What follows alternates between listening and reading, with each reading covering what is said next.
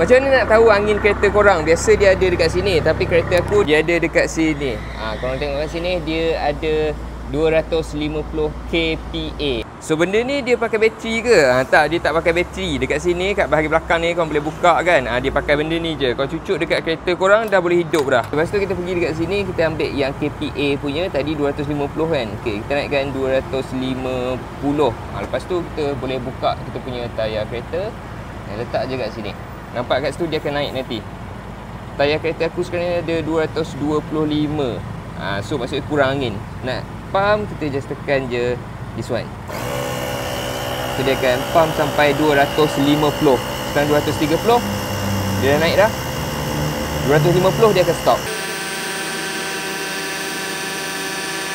Okay, 250 nanti dia stop. Okay, dia dah stop. So kita boleh cabut. Tengok tayar kat belakang.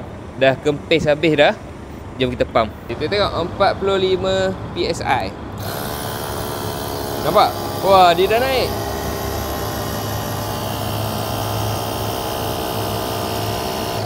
45 PSI.